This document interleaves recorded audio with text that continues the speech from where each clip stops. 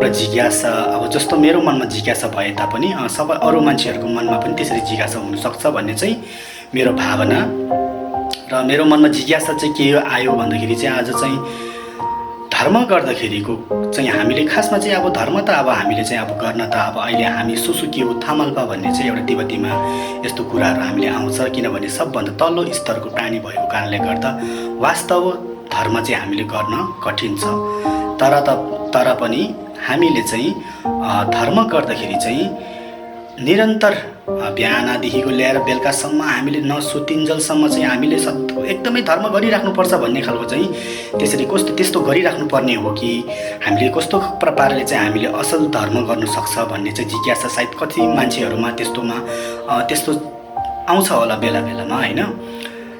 मेरो विचारले चाहिँ कस्तो भन्दाखेरि चाहिँ धर्म गर्ने मन चाहिँ हामीले निरन्तर बिहान उठेकोदेखिको लिएर चाहिँ तल एकदम लास्टमा अब बेलुका हामीले नसुतिन्जेलसम्म चाहिँ धर्म गरिबस्नुपर्छ भन्ने त्यस्तो छैन। धर्मको कार्यहरू गरिबस्नुपर्छ, मानी गरिबस्नुपर्छ, ठेउमा गरिबस्नुपर्छ, हामीले ध्यान गरिबस्नुपर्छ भन्ने छैन। तपाईँको मनमा चाहिँ तपाईँले चाहिँ केही क्षणको लागि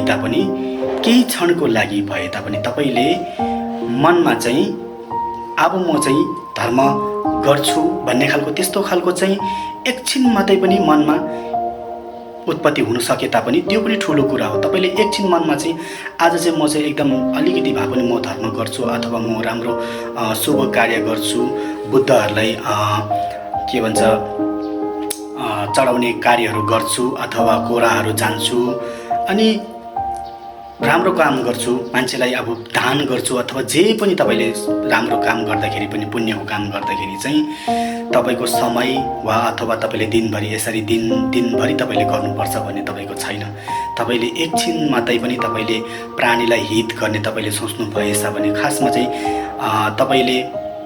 मतलब चाहिँ वास्तविकमा चाहिँ कस्तो भन्दाखेरि चाहिँ तपाईँले अरूको हितको लागि तपाईँले एकछिन भए तापनि तपाईँले सोच्नु सकेमा त्यो एकदमै उत्तम हुनेछ। अनि हामीले यस्तो कुरा बुझ्दाखेरि चाहिँ सेम्के पानी सिन्दुर छिर यहाँ द चोपे छाउँछु दुई भनेर पनि हामीले भन्छ। सेम्के पानी सिन्दुर छिर यहाँ द चोपे छाउँछु दुई भन्दाखेरि चाहिँ खासमा चाहिँ हामीले सेम्के भन्दाखेरि पनि हामीले बोधिचित्त भन्दाखेरि पनि बोधिचित्त हामीले प्रथम चाहिँ हामीले बोधिचित्त उत्पादन गर्दाखेरि पनि अरूको हितको लागि चाहिँ अरूलाई चाहिँ यो संसारको दुःखबाट मुक्त गराएर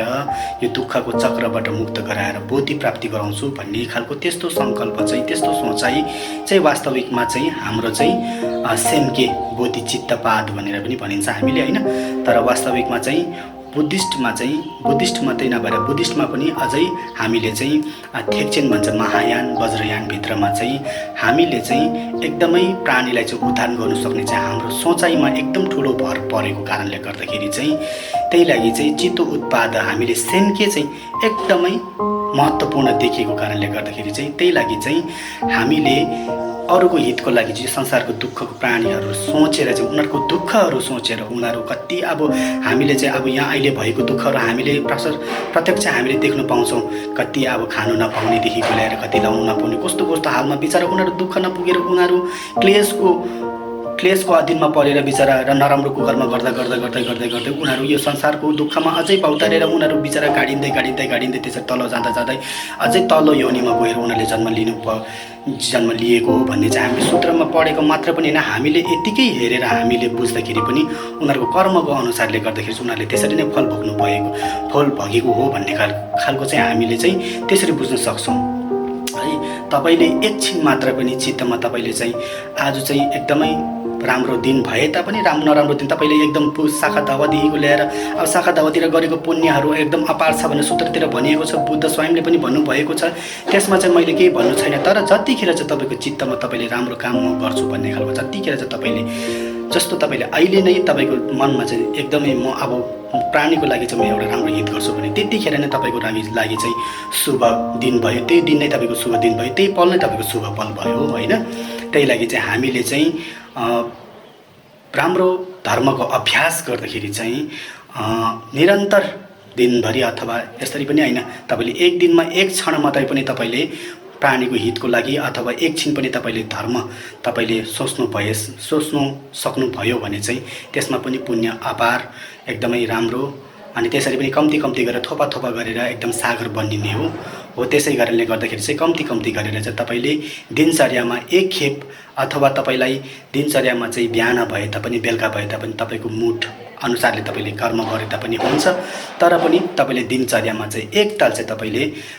जे जस्तो राम्रो पुण्यको कर्म गरे तापनि त्यो चाहिँ एकदमै असल हो जस्तो लाग्छ मलाई। र मेरो पनि एउटा मनमा चाहिँ जिज्ञासा त्यस्तो खालको चाहिँ भयो, वा कसैको पनि मनमा चाहिँ त्यसरी जिज्ञासा थियो होला भन्ने खालको चाहिँ केही कुराहरू राखेर मात्रै हजुरहरू सामु चाहिँ मैले यो केही कुराहरू राख्न गइरहेको छु। धन्यवाद टासितेले।